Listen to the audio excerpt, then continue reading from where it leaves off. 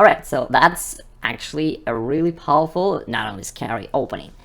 It starts off with the move pawn c4, starting the English opening, and after that, black usually responds with the most common first move, pawn e5, since you're taking away this square, and therefore black just goes pawn e5 in most cases. Now you continue your usual development, knight c3, knight f6, knights before bishops, all the classical stuff. And now it goes pawn g3, aiming to fianchetto the bishop and perhaps to castle later. So far so good. Now there are a couple options for black here. We're gonna see what you should do in all those cases. I think the most played move here is the move bishop b4, which leads exactly to the tiger's trap. Besides that, black sometimes develop their bishop to c5, and we've got a powerful shot against that just as well. Or they just go something like pawn d5, another classical move which turns it into the Sicilian defense with reversed color, and for that case, we have you covered just as well, and there is another trap there. Anyway, let's first go over the main line, bishop b4. I believe it's the most played move here, and that leads to the tiger's trap. No, the black's intent here is pretty simple. Black simply wants to develop and then to castle. But here, instead of playing the move which black probably thought you would play, bishop g2, you play the move knight d5, challenging black right away. This attacks the bishop, this pawn is also somewhat hanging, and black doesn't feel really comfortable here. It's natural for black to want to get rid of this annoying knight, and therefore black can capture here on d5, which strangely enough is already a fairly big mistake, but of course it's not easy to see it at this point.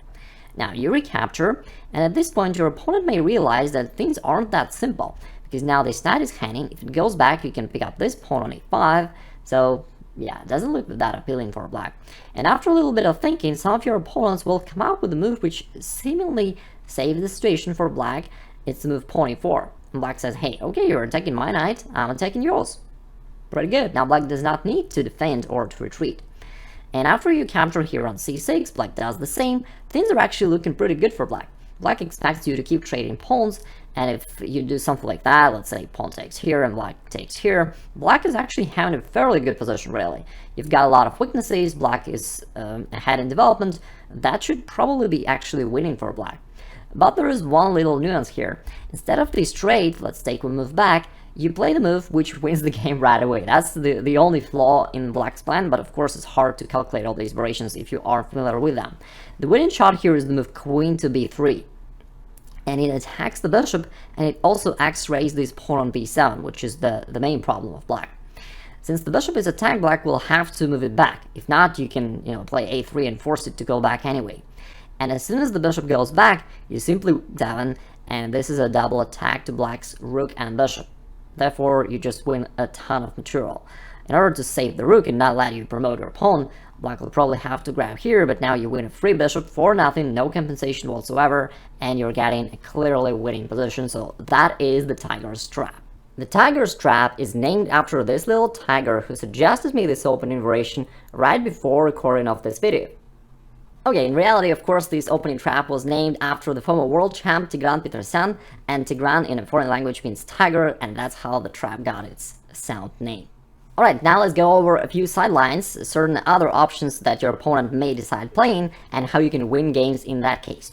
Besides bishop b4, which leads to the tiger's trap after knight jumps to d5, black also sometimes develop their bishop to c5, especially on amateur level. Pros prefer bishop b4 usually, or pawn d5. But a lot of your amateur opponents will play this move bishop c5, which looks perfectly standard. Black still hopes to just castle, but here you've got another tactical shot, knight takes e5. It's not even a sacrifice, because after knight takes, you're following up with pawn d4, and black is somewhat in trouble, especially if they aren't familiar with this variation, because it's not easy for black to handle this.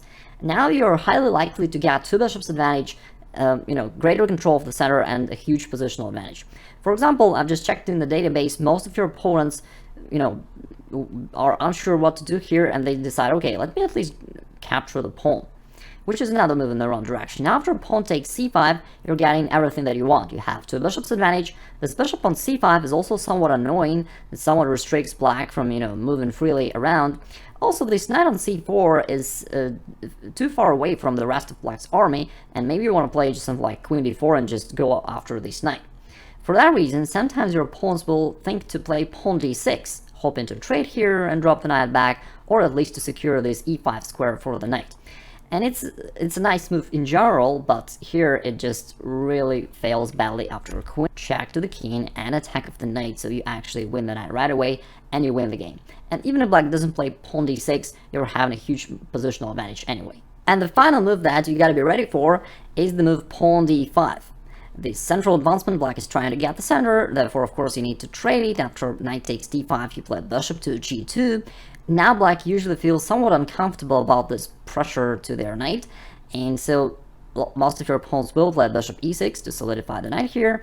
Now after that you simply castle, black develops by playing bishop to e7, and here it's time for you to develop your dark square bishop and also to fight for the center, so you strike in the center with the move pawn d4.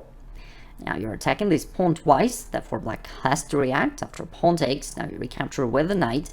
You're also attacking this knight, the bishop and the knight. That feels unpleasant. Therefore, most of your opponents will decide to simplify the game and to take here on d4. Again, certainly your opponent expects you to just recapture over here on d4, but instead you play an interesting in-between move. Bishop takes d5. That's a trick that allows you to win.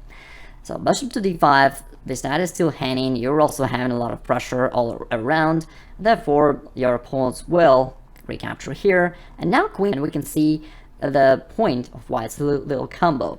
This bishop is hanging, it's attacked twice, but besides that, this pawn on g7 is hanging just as well, and black can defend these both weaknesses, therefore black will have to drop the bishop back. Now queen takes g7, you win a pawn, you're attacking the rook here on h8, black can't castle anymore, and although black can continue playing, objectively white is having a winning advantage. Black has just no compensation for all the problems they have and for the missing pawn here on g7.